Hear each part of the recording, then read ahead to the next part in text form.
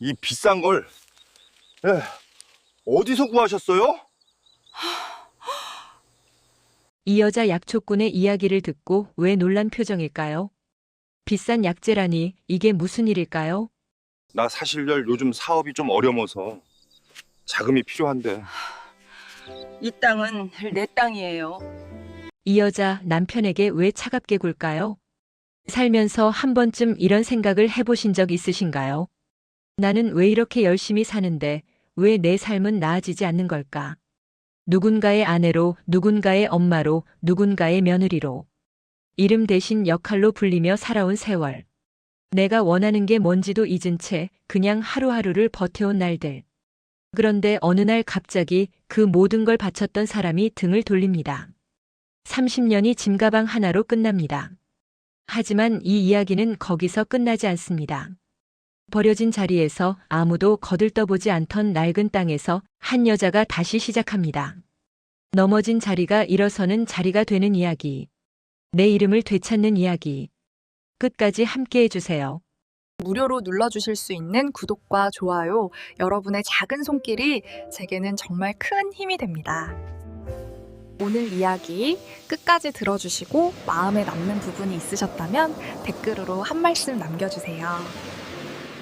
이 이야기를 지금 어디에서 듣고 계신지 댓글로 남겨주시면 한 분 한 분 반갑게 댓글 드리겠습니다.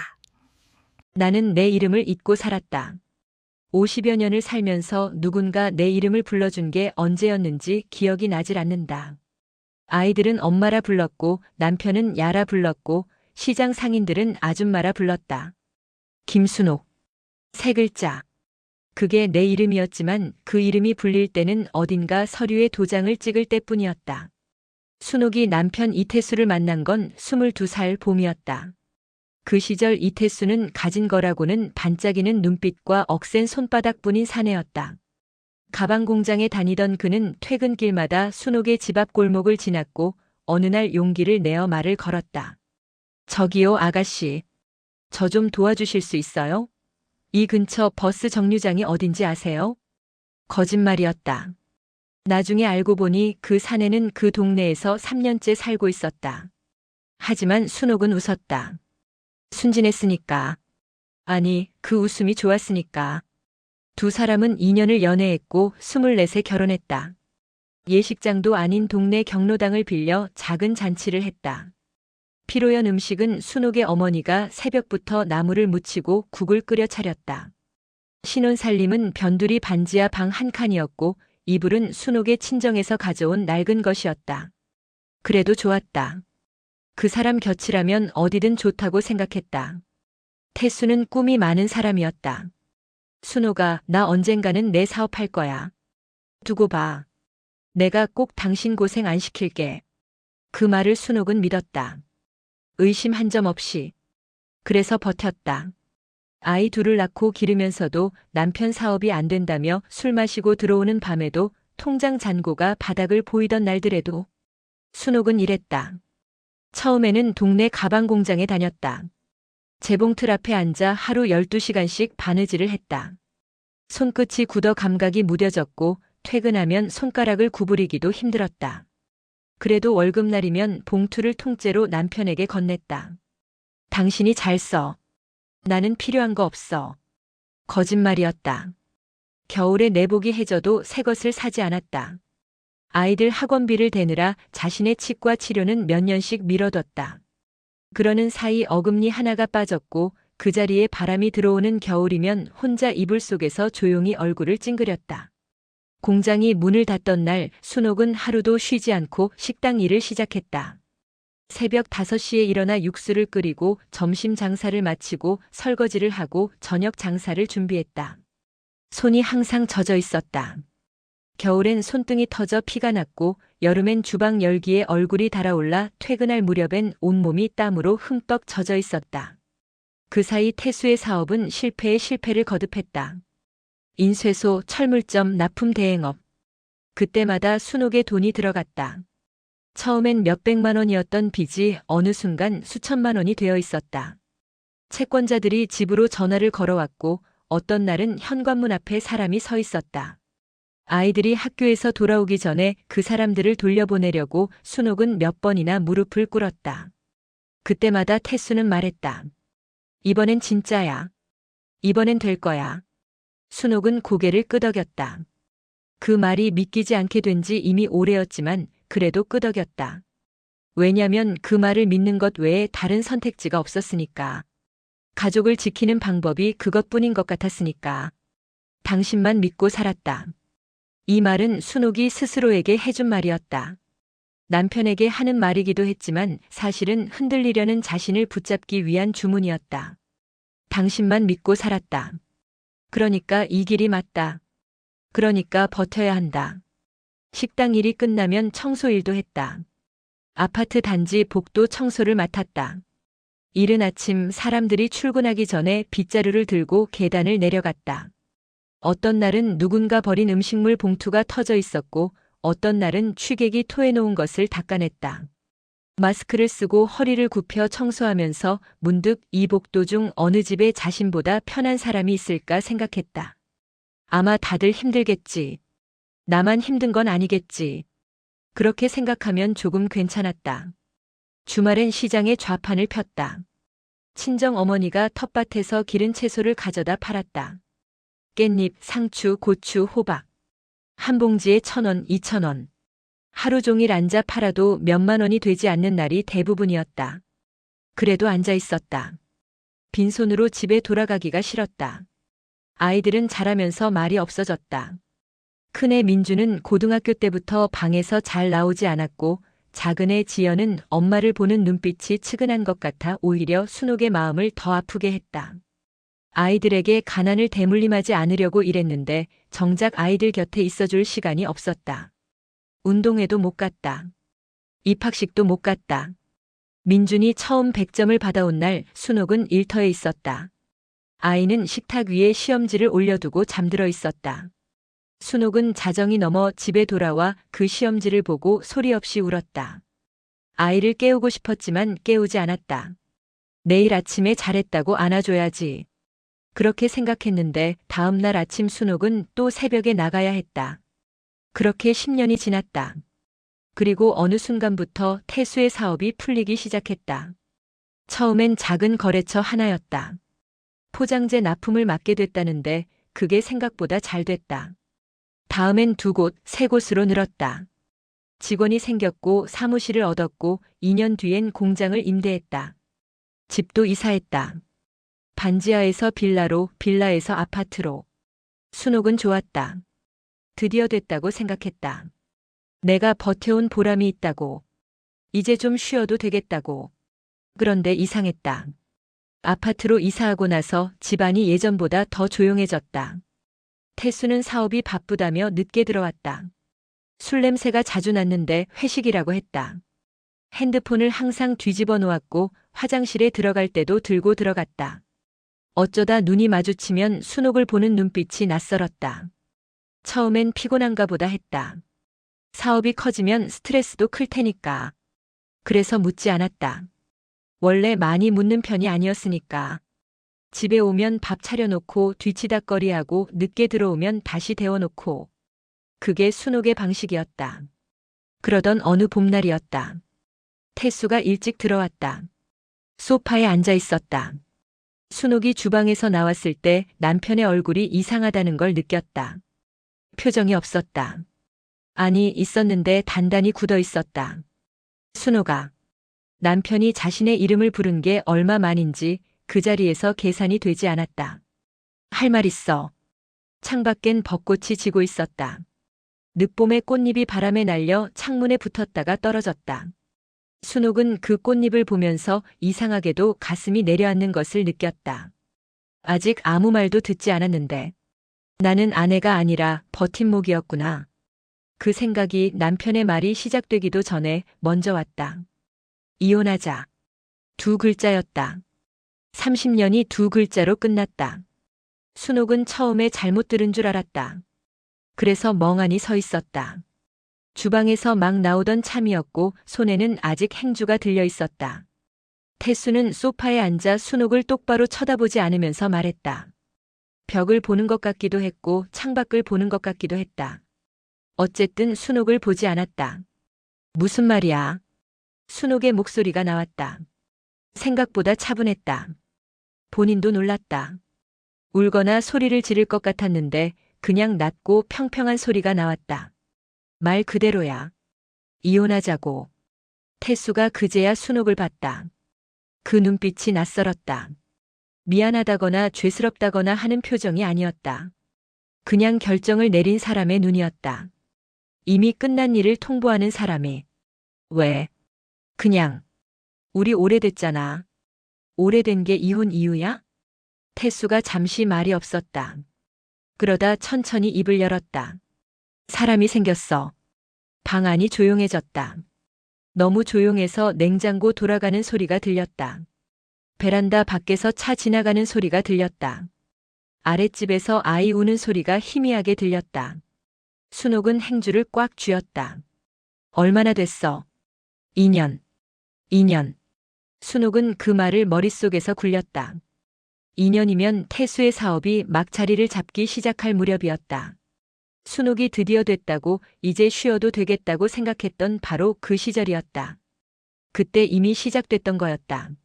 어떤 사람이야? 그건 알 필요 없어. 내가 알 필요 없다고. 순옥의 목소리가 처음으로 흔들렸다. 태수는 시선을 피했다. 젊어? 대답이 없었다. 그래, 젊겠지. 순옥은 천천히 소파 맞은편 의자에 앉았다. 다리에 힘이 풀렸다. 서 있을 수가 없었다. 앉아서 손에 든 행주를 내려다봤다. 낡고 해진 행주였다. 구멍이 2개 났는데 버리지 못하고 쓰고 있었다. 새것 사는 게 아까워서가 아니라 그냥 버릇처럼 써왔으니까. 30년이 그랬다. 낡아도 버리지 않고 해져도 꿰매고 구멍이 나도 그냥 쓰고. 그게 순옥의 방식이었다. 그런데 남편은 달랐던 모양이었다. 낡으면 새 것으로 바꾸는 사람이었던 모양이었다. 이미 변호사 얘기도 해봤어. 재산 분할은 법대로 할게. 당신도 변호사 구해. 순옥이 고개를 들었다. 변호사. 응. 당신이 변호사를 벌써 구했어. 응. 순옥은 잠시 말이 없었다. 그러다 피식 소리도 없이 웃었다. 웃음이 나왔다. 이상하게도. 서럽거나 화가 나야 하는데 그냥 황당해서 웃음이 나왔다. 이 사람이 변호사를 구한 거였다. 이혼을 얘기하기 전에 이미 준비를 다 해놓은 거였다. 순옥에게는 아무 준비도 없는데. 통장에 돈이 얼마나 있는지도 모르는데. 아니, 통장 자체가 얼마나 있더라. 통장에 얼마 있어. 그건 변호사끼리 얘기할 문제야. 나한테 얘기하는 거야, 지금. 태수가 눈을 내리깔았다. 당신 명의 통장에 400만 원 있어. 400만 원. 30년이 400만 원이었다. 순옥은 다시 행주를 내려다봤다. 손이 떨리고 있었다. 본인도 그제야 알았다. 떨고 있었구나. 처음부터 떨고 있었구나. 나가줬으면 해. 오늘은 아니어도 되는데 이번 달 안으로. 이 집이 누구 거야? 공동명의지만 내가 인수할게. 대신 당신 지분값은 줄게. 얼마? 변호사가 계산 중이야. 순옥은 천천히 일어섰다. 무릎이 후들거렸다. 그래도 일어섰다. 주방으로 걸어가서 행주를 개수대에 걸었다. 냉장고 앞에 서서 문을 열었다가 닫았다. 딱히 뭔가를 꺼내려던 게 아니었다. 그냥 서 있어야 했다. 움직여야 했다. 가만히 있으면 무너질 것 같았다. 나 어디가? 혼잣말이었다. 태수에게 묻는 게 아니었다. 태수는 그래도 대답했다. 그건 당신이 알아서. 마이너스. 그날 밤 순옥은 잠을 자지 못했다. 아니, 정확히는 누웠는데 잠이 오지 않았다. 침대에 누워 천장을 봤다. 천장이 하였다. 이사 오고 나서 한 번도 제대로 본 적 없던 천장이었다. 얼마나 높은지 어떤 모양인지 3년을 살면서 몰랐다. 남편은 안방에 들어오지 않았다. 소파에서 잤는지 아니면 나갔는지 순옥은 확인하지 않았다. 새벽 2시쯤 순옥은 조용히 일어나 주방에 앉았다. 불을 켜지 않았다. 어둠 속에서 냉장고에 희미한 불빛만 보였다. 그 앞에 앉아서 순옥은 지금 자신이 가진 게 뭔지를 생각했다. 400만 원. 살던 집에서 나가야 한다. 아이들은 둘 다 분가해서 자기 살림 중이다. 민준이는 결혼했고 지연이는 직장 때문에 다른 도시에 있다. 친정 부모님은 두 분 다 돌아가셨다. 형제도 없다. 갈 곳이 없었다. 월세방을 구해야 하는데 400만 원으로는 보증금도 빠듯했다. 일을 해야 하는데 56살에 새로 일자리를 구하는 게 얼마나 어려운지 순옥은 잘 알았다. 식당 일은 할 수 있지만 몸이 예전 같지 않았다. 무릎이 안 좋아진 지 몇 년이 됐고 허리도 한번 삐끗한 뒤로 무거운 걸 드는 게 힘들었다. 어둠 속에서 순옥은 오래 앉아 있었다. 울지 않았다. 울고 싶었는데 눈물이 나오지 않았다. 너무 막막하면 눈물도 안 나오는구나. 처음 알았다. 마이너스. 2년 뒤에 들은 얘기지만 태수가 데려온 여자는 31살이었다고 했다.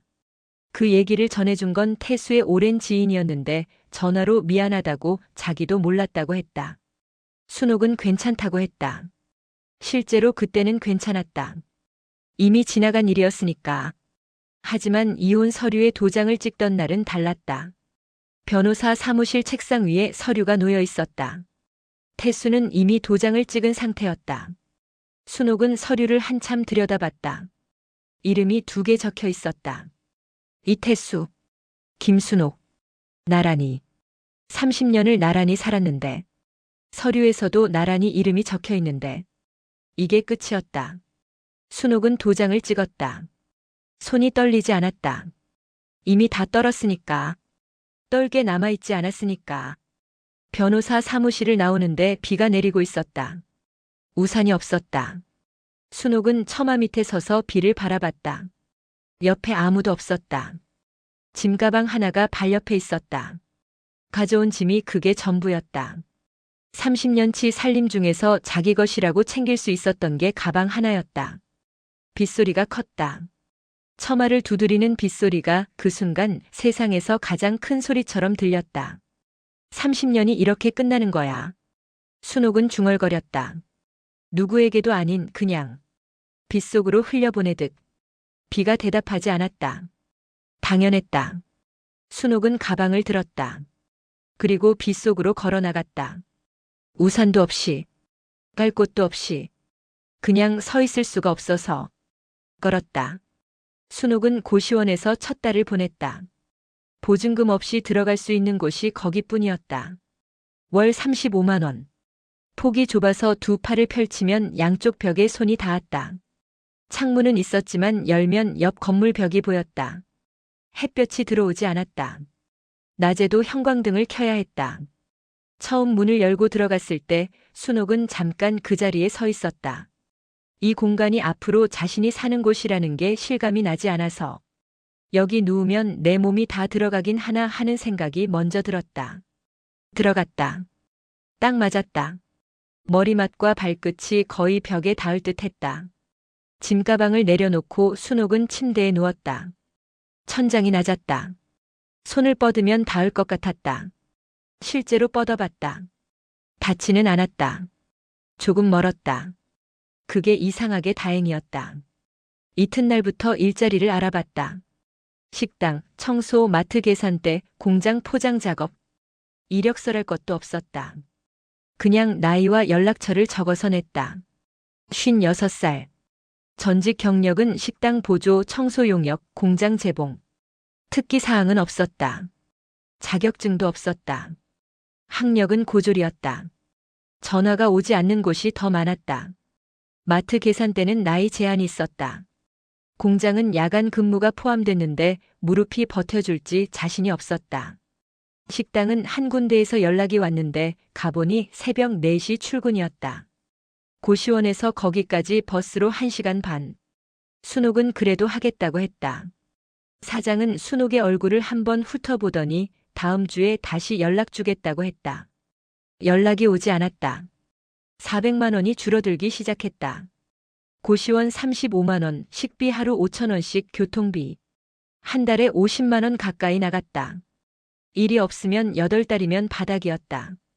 순옥은 밥을 하루 2끼로 줄였다. 아침은 굶고 점심에 편의점 삼각김밥 하나, 저녁에 고시원 공용 주방에서 라면을 끓였다.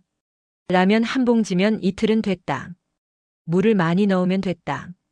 2달째 되던 날 민준에게서 문자가 왔다. 엄마 잘 지내? 연락이 없어서.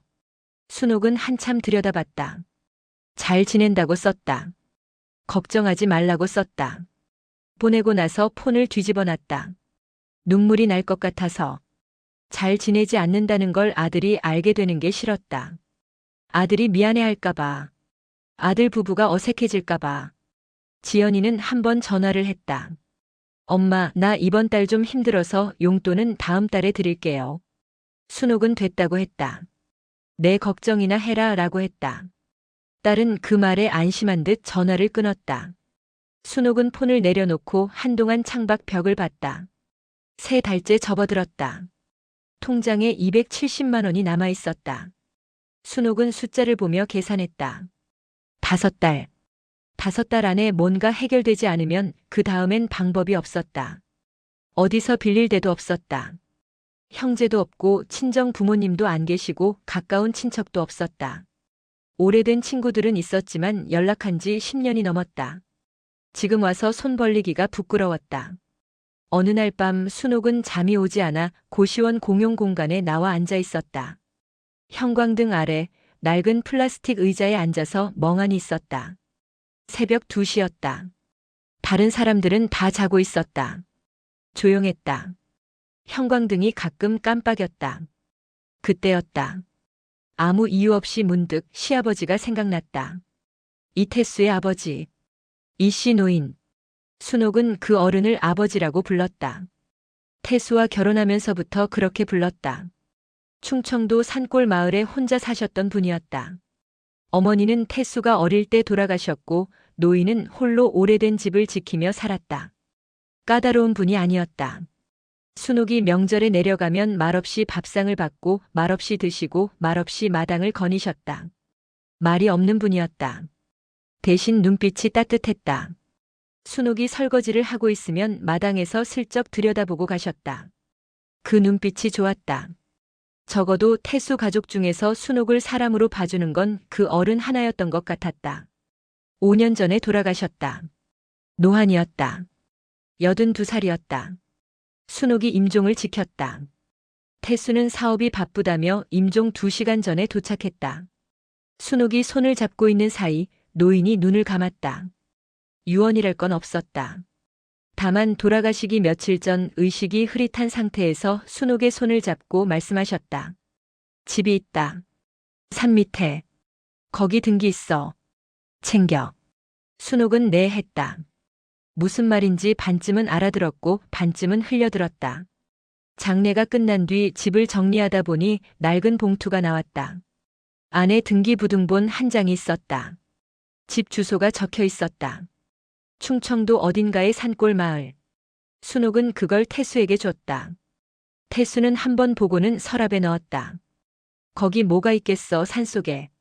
팔리지도 않겠다. 그 말 한마디였다. 그 뒤로 아무도 그 집 얘기를 꺼내지 않았다. 그런데 그 집이 지금 생각난 거였다. 새벽 2시 깜빡이는 형광등 아래에서 순옥은 잠깐 멍하니 있다가 핸드폰을 꺼냈다. 이혼 서류를 처리할 때 받았던 서류 사진들을 뒤졌다. 재산 목록 어딘가에 그 집이 있었을 것 같았다. 찾아봤다. 있었다. 산골 마을 주소. 건물 면적 50평, 토지 200평. 건축 연도는 1973년. 오래된 집이었다. 아주 오래된. 재산 분할 목록에는 올라 있었지만 태수 쪽 변호사가 현재 거주 불가 상태로 시가 산정 어려움이라고 적어뒀고 순옥 쪽 변호사는 그냥 넘겼다. 순옥도 그냥 넘겼다. 거기까지 신경 쓸 겨를이 없었으니까. 그런데 지금 그 집이 생각난 거였다. 순옥은 주소를 검색해봤다. 지도가 떴다. 마을에서 차로 1시간 넘게 들어가는 곳이었다. 주변에 아무것도 없었다. 편의점도 없고 버스도 하루 2번이었다. 근처 마지막 마을에서도 한참 산길을 올라가야 했다. 지도의 위성 사진에서 집이 보였다. 지붕이 낡아 있었다. 마당은 보이지 않았다. 아마 풀이 다 덮었을 것이다. 담장도 무너진 것 같았다. 사람 살 곳이 아니었다. 당연히 거기 가야겠다는 생각은 아니었다. 그냥 봤다. 잠이 안 와서 갈 데도 없어서 그냥 화면을 들여다봤다. 그런데 이상하게 오래 봤다. 마이너스. 다음 날 아침 순옥은 등기소에 갔다. 이혼 후 재산 분할 과정에서 그 집 등기가 자기 명의로 넘어온 게 맞는지 확인하고 싶었다. 변호사가 처리했던 서류들을 다시 들여다보니 태수 쪽에서 해당 물건은 가치 산정 불가로 상대방 단독 소유 처리에 동의라는 문구가 있었다. 쉽게 말하면 쓸모없으니까 그냥 줬다는 뜻이었다. 등기부등본을 떼보니 소유자가 김순옥으로 되어 있었다. 순옥은 종이를 들고 한참 봤다. 내 것이었다. 쓸모없다고 아무도 가지려 하지 않았던 것이 내 것이었다. 마이너스. 그달 말 순옥은 버스를 탔다. 확인만 하러 간다고 생각했다. 어떤 상태인지만 보고 오면 된다고. 거기서 살겠다는 생각은 아니었다. 적어도 그때는 시외버스를 한 번 타고 국내버스를 한 번 갈아탔다. 마지막 마을에서 내리니 오후 2시였다. 거기서부터는 걸어야 했다. 지도를 보면서 산길을 올라갔다. 포장도 안 된 흙길이었다. 비가 조금 왔다 갔는지 질척했다. 운동화가 흙으로 젖었다. 30분쯤 걸었을까? 집이 보였다. 사진보다 작았다. 아니, 작다기보다 낮았다. 지붕이 낮고 담장이 낮고 전체적으로 땅에 붙어 있는 것 같았다. 잡초가 마당을 완전히 덮고 있었다. 무릎까지 올라오는 풀이 사방에 가득했다. 담장 한쪽이 무너져 있었다. 기와장 몇 장이 마당에 떨어져 있었다. 대문은 나무로 된 낡은 것이었는데 잠겨 있지 않았다. 아니, 잠금 장치가 아예 없었다. 그냥 닫혀만 있었다. 순옥이 밀었더니 삐걱거리며 열렸다. 마당에 들어서자 오래된 냄새가 났다. 흙 냄새, 풀 냄새, 오래된 나무 냄새. 싫지 않았다. 오히려 어딘가 낯익은 냄새였다. 어릴 때 친정 외갓집에서 맡았던 냄새 같기도 했다. 마당 한쪽에 감나무가 한 그루 있었다. 아주 오래된 나무였다. 줄기가 굵고 구불구불했다. 잎은 아직 없었다. 계절이 이른 봄이라 가지만 앙상하게 뻗어 있었다. 그런데 죽은 나무가 아니었다. 가지 끝을 보니 작은 눈이 맺혀 있었다. 살아 있었다. 이 오랫동안 아무도 없는데 혼자 살아 있었구나. 순옥은 그 나무 앞에 서서 한참 있었다. 집 안으로 들어가 봤다. 방이 2개였다. 작은 부엌, 마루, 그리고 작은 광. 유리창 한 장이 깨져 있었고 부엌 천장 한 귀퉁이에 물이 샌 흔적이 있었다. 장판은 들떠 있었다. 벽은 흙벽인데 군데군데 금이 가 있었다. 그래도 구조는 멀쩡했다. 지붕이 무너진 것도 아니었고 기둥이 썩은 것도 아니었다. 손을 보면 살 수 있었다. 아마도. 순옥은 마루에 앉았다. 먼지가 앉아 있었지만 개의치 않았다. 마당을 봤다. 잡초 너머로 산이 보였다. 나무들이 빼곡했다. 바람이 불자 나무들이 흔들렸다. 소리가 났다. 사락사락. 도시에서는 들을 수 없는 소리였다. 오래 앉아 있었다. 돌아가야 한다는 생각이 들었다. 고시원으로. 오늘 안에 버스를 타지 않으면 마지막 차를 놓친다. 그런데 일어나지지 않았다. 다리가 무거운 게 아니었다. 그냥 여기 있고 싶었다. 이상하게도 아무것도 없는 이 낡은 집에 조금 더 있고 싶었다. 고시원에는 아무것도 없다. 여기도 아무것도 없다. 그런데 고시원에는 벽만 있고 여기엔 하늘이 있었다. 마당이 있었다. 감나무가 있었다. 순옥은 핸드폰을 꺼내 마지막 버스 시간을 확인했다. 오후 5시였다. 아직 2시간이 있었다. 2시간 동안 순옥은 마당 잡초를 뽑았다. 맨손으로.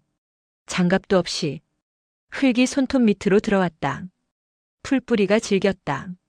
뽑히지 않는 것들은 꺾었다. 무릎을 꿇고 허리를 굽히고 땅을 팠다. 무릎이 아팠지만 멈추지 않았다. 2시간 동안 마당의 절반쯤 됐다. 버스 시간이 됐다. 순옥은 일어섰다. 손이 흙투성이었다. 바지 무릎이 젖어 있었다. 운동화에는 더 많은 흙이 묻어 있었다.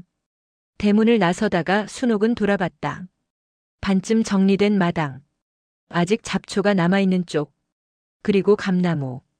다음 주에 올게. 혼잣말이었다. 감나무에게 하는 말 같기도 했다. 감나무는 대답하지 않았다. 가지만 바람에 가볍게 흔들렸다. 순옥은 흙 묻은 손을 바지에 닿고 산길을 내려갔다. 마지막 버스를 탔다. 창밖으로 산이 멀어졌다. 낮은 지붕이 나무 사이로 잠깐 보이다가 사라졌다. 고시원으로 돌아오는 내내 순옥은 아무 생각도 하지 않았다. 아무 생각도 하지 않았는데 이상하게 마음이 조금 가벼웠다. 마이너스. 다음 주에 또 갔다. 그 다음 주에도 갔다. 세 번째 갈 때 순옥은 짐가방을 들고 갔다. 확인만 하러 간다고 했던 말은 어느 순간 조용히 사라졌다. 순옥이 그 집에 완전히 짐을 푼 건 네 번째 방문이었다. 고시원에 남은 짐이라고 해봤자 옷 몇 벌과 이불 하나, 작은 냄비 하나가 전부였다. 짐가방 하나에 다 들어갔다. 체크아웃을 하면서 주인 아주머니가 물었다. 이사 가세요? 순옥은 잠깐 생각했다. 이사라고 해야 하나? 뭐라고 해야 하나? 네. 그냥 그렇게 대답했다. 버스를 2번 갈아타고 산길을 올라가는데 짐가방이 무거웠다. 무거운데 발걸음이 이상하게 가벼웠다. 고시원을 나올 때보다 이 산길을 오를 때 숨이 덜 찼다. 몸이 이미 알고 있는 것 같았다. 여기가 맞다고. 집에 도착하니 감나무에 연두색 잎이 돋아 있었다. 지난번엔 눈만 맺혀 있었는데 어느새 작은 잎들이 가지마다 나와 있었다. 순옥은 가방을 내려놓고 그 나무 앞에 섰다. 살아 있었다. 아무도 물을 주지 않았는데, 아무도 돌보지 않았는데 봄이 오니까 스스로 잎을 냈다. 잘 있었어. 나무한테 말을 거는 게 어색하지 않았다. 도시에서였으면 이상한 사람 소리를 들었겠지만 여기는 아무도 없었으니까. 첫 번째로 한 일은 깨진 유리창을 막는 것이었다. 읍내 철물점에서 비닐과 테이프를 사왔다.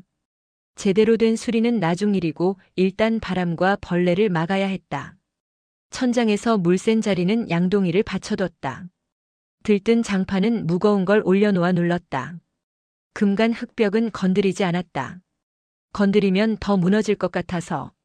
부엌가스는 연결이 안 됐다. 전기는 기적적으로 들어왔다. 계량기가 살아있었다. 아마 시아버지가 돌아가신 뒤에도 기본 요금이 빠져나가고 있었던 모양이었다. 수도는 녹이 나왔다. 한참을 틀어놓으니 맑은 물이 나왔다. 잘 수 있었다. 밥을 해먹을 수 있었다. 그걸로 됐다. 마이너스. 처음 한 달은 집안을 고치는데 거의 다 썼다. 읍내까지 버스로 1시간. 필요한 걸 사서 올라왔다. 비닐, 테이프, 시멘트 조금, 페인트, 빗자루. 한 번에 많이 살 수가 없었다. 무거운 걸 혼자 들고 버스를 타야 했으니까. 그래서 매번 조금씩 필요한 것만. 시멘트로 담장 무너진 곳을 메웠다. 유튜브를 보면서 따라했다. 처음엔 엉망이었다. 너무 묽게 개서 흘러내렸고 두 번째엔 너무 되게 개서 발라지지 않았다. 세 번째에야 겨우 제대로 됐다. 보기엔 투박했지만 구멍은 막혔다. 마당 잡초는 매일 조금씩 뽑았다. 한 번에 다 할 수 없었다. 무릎이 1시간 이상을 버티지 못했다. 그래서 아침에 일어나면 1시간, 저녁 먹고 1시간. 그렇게 조금씩. 뽑은 잡초는 마당 한쪽에 쌓아뒀다가 말려서 태웠다. 읍내 농협에 가서 물었다. 이 근처에서 뭘 심으면 잘 되나요? 직원이 물었다. 밭이 얼마나 돼요? 순옥은 마당 크기를 대충 말했다. 직원이 고개를 끄덕이며 들깨, 고추, 상추를 권했다. 초보자도 할 수 있다고 했다. 순옥은 씨앗을 샀다. 모종도 몇 개 샀다. 거름도 조금 샀다. 집에 돌아와 마당 한쪽에 밭을 만들었다. 괭이가 없어서 처음엔 삽으로 땅을 팠다. 오래된 땅이라 딱딱했다. 힘을 줘도 잘 들어가지 않았다. 온몸에 힘을 실어 삽을 받고 발로 밟고 들어올렸다. 한 평 파는데 1시간이 걸렸다. 땀이 흘렀다. 등이 젖었다. 그래도 팠다. 씨앗을 심었다. 줄을 맞춰 홈을 파고 씨앗을 넣고 흙을 덮고 물을 줬다. 모종은 뿌리를 다치지 않게 조심해서 심었다. 농협 직원이 알려준 대로. 심고 나서 순옥은 밭 앞에 쭈그리고 앉아 한참 들여다봤다. 아무것도 안 보였다. 당연히. 지금 막 심었으니까. 그래도 보고 싶었다. 마이너스. 사흘이 지나도 아무것도 안 나왔다. 닷새가 지나도. 일주일이 지나서야 흙 사이로 가는 초록 실 같은 게 보이기 시작했다. 순옥은 그걸 보고 이상하게 눈물이 났다. 왜 우는지 몰랐다. 그냥 났다.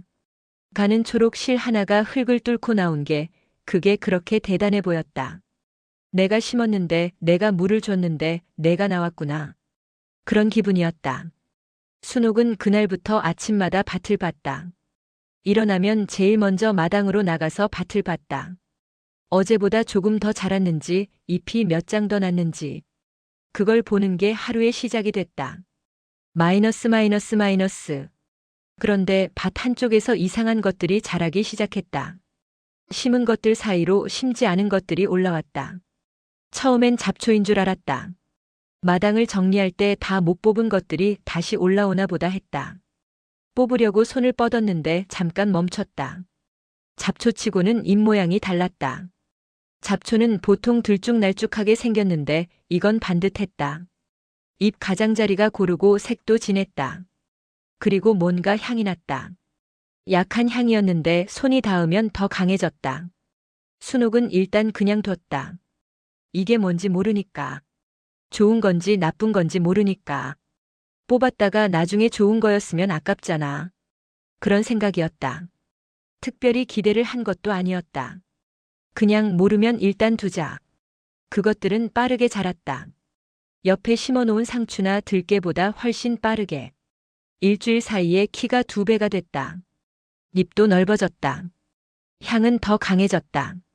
아침에 마당에 나가면 그 향이 먼저 왔다. 싫지 않은 향이었다.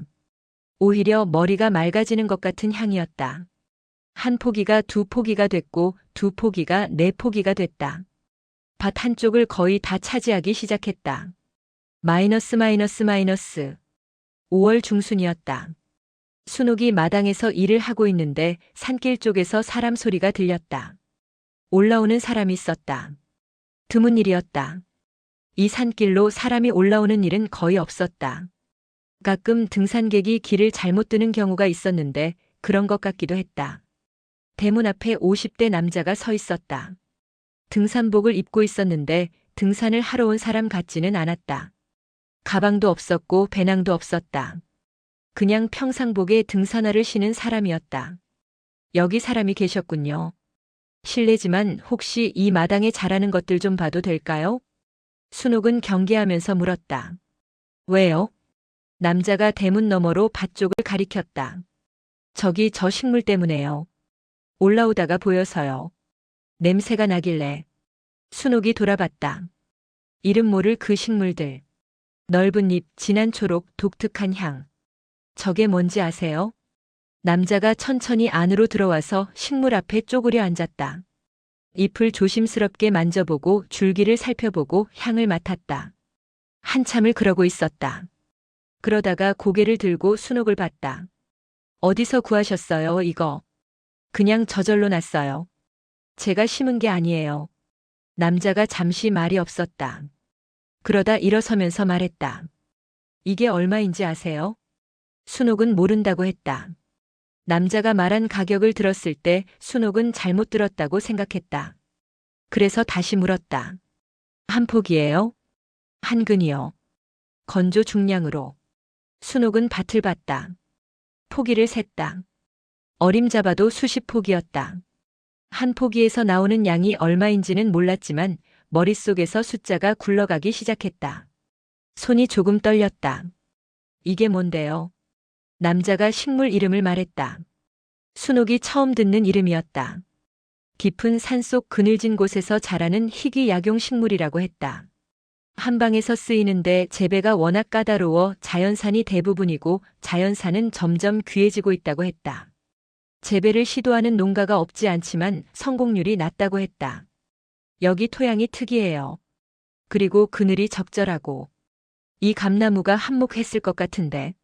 남자가 감나무를 올려다보며 말했다. 순옥도 감나무를 봤다. 아무도 돌보지 않았는데 혼자 살아남았던 나무. 봄이 오자 스스로 잎을 낸 나무. 그 나무 그늘 아래서 아무도 심지 않은 것들이 자라고 있었다. 혹시 파실 생각 있으세요? 남자가 물었다. 순옥은 바로 대답하지 않았다. 팔 생각이 있냐고. 물론 있었다. 돈이 필요했다. 통장이 빠르게 줄어가고 있었다. 하지만 이상하게 바로 내 하고 싶지 않았다. 이 사람이 어떤 사람인지도 몰랐고 가격이 제대로 된 건지도 몰랐다. 급하게 팔았다가 나중에 후회하는 일은 하고 싶지 않았다. 생각해 볼게요. 남자는 명함을 두고 갔다. 약재 납품업을 하는 사람이었다. 마이너스. 그날 밤 순옥은 그 식물에 대해 검색했다. 남자가 말한 이름을 쳐봤다. 나왔다. 한방 약재로 쓰이는 희귀 식물. 간 기능 개선, 염증 완화, 면역 증진. 재배 난이도 최상. 자연사는 환경 파괴로 개체수가 급격히 감소 중. 약재상과 한의원에서 수요가 높지만 공급이 절대적으로 부족하다고 나왔다. 가격도 나왔다. 남자가 말한 가격과 비슷했다. 오히려 시세는 그보다 높기도 했다. 순옥은 한참 화면을 들여다봤다. 그러다 밖으로 나갔다. 밤이었다. 달이 있었다. 마당이 달빛으로 희미하게 보였다. 식물들이 달빛 속에서 조용히 있었다. 잎이 살짝 흔들렸다. 바람이 불자 향이 났다. 낮보다 더 진한 향이었다. 밤에 향이 더 강해지는 종류인 모양이었다. 순옥은 쪼그려 앉아서 잎을 만졌다. 이게 나를 먹여 살릴 수도 있겠구나. 특별한 감동이 있었던 게 아니었다. 드라마틱하게 눈물이 난 것도 아니었다. 그냥 조용히 그런 생각이 들었다. 내가 심은 것도 아닌데. 내가 뭘 한 것도 아닌데. 그냥 이 땅이, 오래 묵혀있던 이 땅이 스스로 이걸 키우고 있었다. 나는 잡초인 줄 알고 뽑으려 했는데. 땅은 그냥 하던 일을 하고 있었다. 오래된 씨앗이 있었던 모양이었다. 시아버지가 살던 시절부터 있었던 것들이 아무도 없는 사이에도 땅 속에 있다가 봄이 되고 사람이 오고 마당이 정리되자 올라온 것들이 땅은 기다리고 있었던 것 같았다. 누군가 오기를, 돌봐주기를. 순옥이 왔다. 그래서 나온 것 같았다. 마이너스. 다음 날 아침 순옥은 명함을 꺼냈다. 전화를 걸기 전에 잠깐 마당을 봤다. 식물들이 아침 햇살을 받고 있었다. 감나무 잎이 흔들렸다. 상추가 자라고 있었다. 들깨가 자라고 있었다. 그리고 이름 모를 것들이, 이제는 이름을 알게 된 것들이 조용히 자라고 있었다. 순옥은 전화를 눌렀다. 저번에 오셨던 분이죠. 저 한 가지 여쭤봐도 될까요? 이게 만약 더 넓은 면적에서 나온다면 계약 재배 같은 것도 가능한가요? 잠깐의 침묵이 있었다. 그러다 남자의 목소리가 들렸다. 물론이죠. 오히려 그쪽에서 부탁을 드려야 할 것 같은데요. 순옥은 전화를 들고 마당을 걸었다. 발 아래 흙이 느껴졌다. 아침 이슬이 운동화를 적셨다. 감나무 아래를 지나는데 잎 사이로 햇빛이 내려왔다. 얼굴이 따뜻했다. 땅은 거짓말을 하지 않았다. 내가 뭔가를 바란다고 해서 더 주지 않았다. 내가 억울하다고 해서 위로해주지 않았다. 그냥 노력한 만큼만 돌려줬다. 정직하게, 조용하게. 순옥은 그게 좋았다. 사람보다 땅이 더 공평하다는 걸 56살에 처음 알았다. 여름이 됐다. 마당이 달라졌다. 처음 왔을 때 무릎까지 차오르던 잡초 대신 이제는 줄을 맞춰 자란 것들이 마당을 채우고 있었다. 상추, 들깨, 고추. 그리고 그 사이사이 넓은 잎을 펼친 약초들이 감나무 그늘을 따라 자리를 잡고 있었다. 아침에 마당에 나서면 향이 먼저 왔다. 풀향, 흙향, 그리고 그 묘한 약초향. 순옥은 그 향에 이제 완전히 익숙해져 있었다. 아니, 익숙한 것을 넘어서 좋아하게 됐다. 이 향이 나는 곳이 집이었다. 명함 남자 그러니까 약재 납품업자 오 사장은 그 뒤로 2번 더 올라왔다. 첫 번째는 식물 상태를 확인하러, 두 번째는 계약서를 들고. 계약 내용은 단순했다. 이 땅에서 나오는 약초를 전량 자신에게 납품한다. 가격은 시세에 준하되 장기 계약 시 일정 부분 보장. 순옥은 계약서를 꼼꼼히 읽었다. 예전 같으면 그냥 사인했을 것 같았다. 남편이 하라는 대로, 사람들이 좋다는 대로. 그런데 이번엔 달랐다. 읽고 모르는 게 있으면 물어봤다. 오 사장이 설명해줬다. 그래도 이해가 안 되는 부분은 다시 물었다. 꼼꼼하시네요. 오 사장이 웃으며 말했다. 이제 그래야 해서요. 순옥은 그렇게 대답하고 사인했다. 마이너스. 첫 납품은 7월이었다. 건조한 약초를 저울에 달아 포장했다. 오 사장이 차를 가지고 올라왔다. 상자에 담아 트렁크에 실었다. 오 사장이 계좌로 돈을 보냈다. 순옥은 핸드폰으로 입금 문자를 확인했다. 숫자를 보고 한참 서 있었다. 고시원 월세 35만 원이 아니었다. 400만 원짜리 통장 잔고가 아니었다. 처음 보는 숫자였다. 이 땅에서, 이 마당에서 내 손으로 돌본 것들이 만들어낸 숫자였다. 눈물은 나지 않았다. 그냥 오래 서 있었다. 발 아래 흙이 있었다. 감나무가 있었다. 바람이 불었다. 그걸로 충분했다. 마이너스. 가을이 됐다. 감나무에 감이 열렸다. 주황색감들이 가지마다 매달렸다. 순옥이 이 집에 온 뒤 처음 맞는 가을이었다. 봄에 잎이 났고 여름에 꽃이 피었고 가을에 열매가 열렸다. 순옥은 그 과정을 처음부터 끝까지 지켜봤다.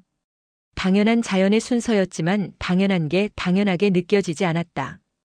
이 나무가 이렇게 열매를 맺는 게 이상하게 자랑스러웠다. 내 나무도 아닌데. 그냥 여기 있던 나무인데. 감을 따서 몇 개는 그냥 먹고 몇 개는 깎아서 말렸다. 곶감을 만들었다. 처음 만들어봤는데 유튜브를 보면서 따라했다. 껍질을 돌려 깎고 끈에 묶어 처마 밑에 매달았다. 바람이 잘 통하는 곳에 줄줄이 달린 감들이 햇볕에 조금씩 색이 변해갔다. 주황에서 갈색으로, 갈색에서 흰분이 올라오는 빛깔로. 읍내 장날에 내다 팔았다. 많지 않았다. 2상자. 금방 팔렸다. 사람들이 색이 좋다고, 향이 좋다고 했다. 순옥은 쑥스러웠다. 칭찬을 들을 줄 몰랐다. 감사해요. 짧게 말하고 고개를 숙였다. 집에 돌아오는 버스 안에서 순옥은 창밖을 봤다. 들판이 가을빛이었다. 누런 들판, 붉은 산, 파란 하늘. 도시에서는 보지 못했던 색들이었다. 아니, 봤어도 보이지 않았던. 매일 일터에서 집으로 그 사이를 오가면서 하늘 한번 제대로 올려다본 적이 없었던 것 같았다. 지금은 보였다. 마이너스. 소문이 난 건 그의 겨울이었다. 오 사장이 어디선가 얘기를 했는지 아니면 개통이 그런 건지. 비슷한 일을 하는 사람에게서 연락이 왔다. 한약재 유통업을 한다고 했다. 오 사장보다 규모가 컸다. 납품 단가도 조금 더 높게 부를 수 있었다. 순옥은 오 사장 먼저 전화를 했다. 다른 데서 연락이 왔는데 어떻게 할지 여쭤봐야 할 것 같아서요. 오 사장이 잠깐 침묵했다가 말했다. 계약 기간이 아직 남았죠. 순옥이 말했다. 그래서 전화드린 거예요. 계약대로 할 생각인데 다음 계약은 조건을 다시 얘기해야 할 것 같아서요. 오 사장이 웃었다. 알겠습니다. 그때 다시 얘기합시다. 전화를 끊고 순옥은 잠깐 멍했다. 예전 같으면 이런 전화를 못했을 것 같았다. 미안해서, 눈치 보여서 괜히 관계가 나빠질까봐. 그냥 오는 대로 받고 살았을 것 같았다. 그런데 지금은 달랐다. 내 것이 생기니까 달라졌다. 내가 지킬 것이 생기니까. 마이너스. 이듬해 봄 밭을 넓혔다. 뒷마당 쪽 경사지를 손봤다. 돌을 골라내고 땅을 고르고 거름을 넣었다. 혼자서는 힘들었다. 읍내에서 일당을 주고 사람을 하루 썼다. 그 하루 동안 기초 작업을 마쳤다. 그 뒤는 순옥이 조금씩 혼자 했다. 약초 포기를 나눠 심었다. 번식이 되는 것들은 뿌리를 갈라서 옮겼다. 씨앗을 받아서 다시 뿌렸다. 어떻게 하면 더 잘 자라는지 이제는 몸이 알고 있었다. 어느 쪽이 그늘이 잘 지는지, 어느 쪽이 배수가 잘 되는지, 언제 물을 줘야 하고 언제 안 줘도 되는지 땅을 알게 됐다. 처음엔 땅이 낯설었다. 딱딱하고 무겁고 뭘 원하는지 모르겠는 것. 그런데 매일 만지다 보니 알게 됐다. 이쪽 흙은 좀 더 찰지고 저쪽 흙은 모래가 섞여 있고 비가 오고 나면 어디가 먼저 마르는지. 땅도 다 달랐다. 사람처럼. 마이너스. 방송국에서 연락이 온 건 그해 여름이 끝날 무렵이었다. 지역 농업 관련 프로그램이었다. 귀촌에서 희귀 약초를 재배하는 사례를 소개하고 싶다고 했다. 촬영은 짧게 하겠다고 했다. 순옥은 처음엔 고사했다. 나올 이유가 없었다. 사람들에게 알려지고 싶지도 않았다. 그런데 오 사장이 말했다. 나오시는 게 좋을 것 같은데요. 이런 게 알려지면 계약 조건도 달라지고 판로도 넓어져요. 순옥은 며칠 생각했다. 결국 하겠다고 했다. 촬영날 카메라 앞에서 어색했다. 뭘 해야 할지 몰라서 그냥 하던 일을 했다. 밭에서 약초를 살피고 물을 주고 잡초를 뽑았다. 카메라가 따라다녔다. 인터뷰를 했다. 어떻게 이 일을 시작했냐고 물었다. 순옥은 잠깐 생각했다. 갈 데가 없어서요. 짧게 대답했다. 더 설명하지 않았다.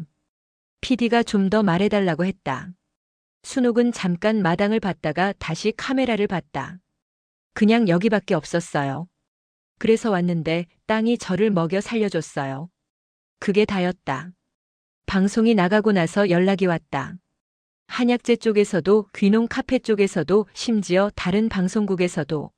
순옥은 대부분 정중히 사양했다. 일이 중요했다. 땅이 중요했다. 카메라 앞에 서는 것보다 밭에 있는 게 더 좋았다. 마이너스. 그리고 그의 늦가을이었다. 순옥이 아침 일찍 밭에 나와 있는데 산길 아래쪽에서 차 소리가 들렸다. 여기까지 차가 올라오는 일은 거의 없었다. 납품 때 오 사장 차가 오거나 가끔 길을 잘못 든 차가 돌아가는 정도였다. 그런데 차가 천천히 올라오더니 집 앞에 섰다. 검은 세단이었다. 문이 열리고 남자가 내렸다. 이태수였다. 순옥은 밭에 쭈그려 앉은 채로 그를 봤다. 일어서지 않았다. 놀라지 않았다. 이상하게 언젠가 올 것 같았다. 소문이 났으니까. 방송도 탔으니까. 이 사람 귀에도 들어갔겠지. 이 사람이 쓸모없다고 넘겨준 땅이 이렇게 됐다는 걸. 태수가 대문 앞에 서서 말했다. 잘 지냈어? 순옥은 손에 든 잡초를 마저 뽑았다. 그리고 천천히 일어섰다. 무릎을 툭툭 털었다. 흙 묻은 장갑을 벗었다. 태수를 봤다. 살이 조금 쪘다. 좋은 옷을 입고 있었다. 차도 좋은 차였다.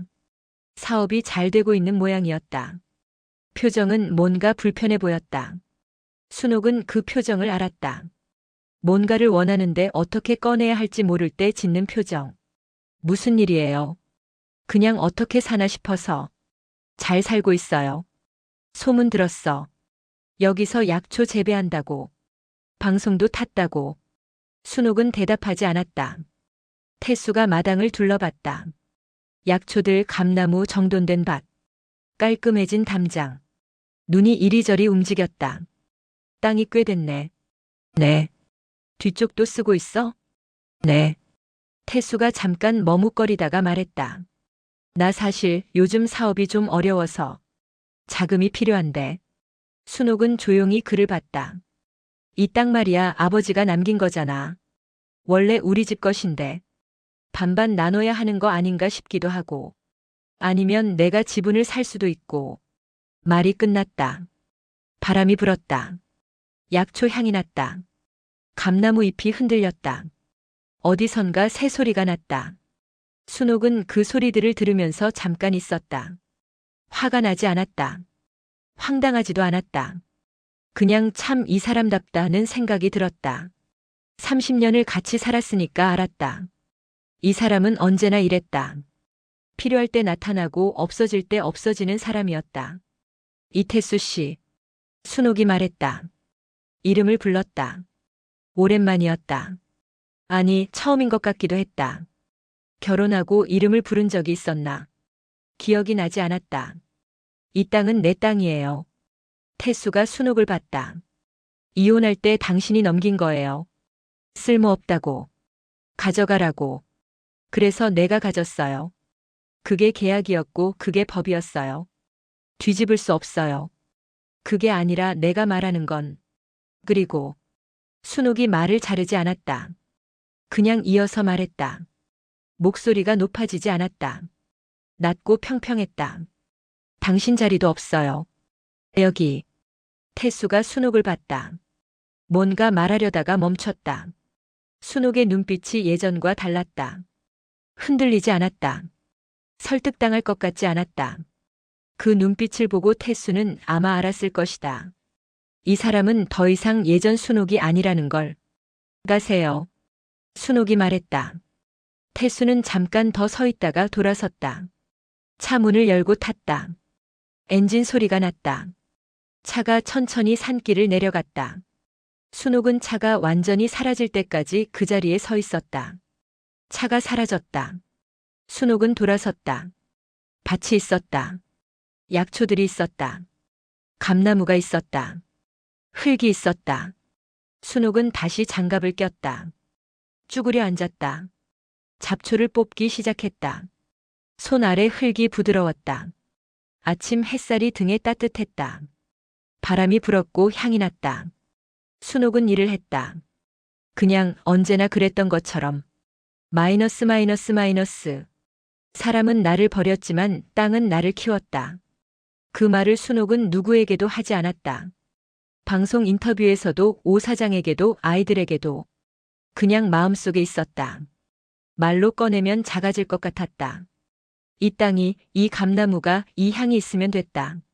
말은 필요 없었다. 봄이 오면 잎이 나고 여름이 오면 자라고 가을이 오면 열매가 맺혔다. 겨울이 오면 쉬었다가 다시 봄이 왔다. 땅은 그랬다. 거짓말하지 않았다. 떠나지 않았다. 버리지 않았다. 김순옥 56살. 이제 자신의 이름을 기억했다.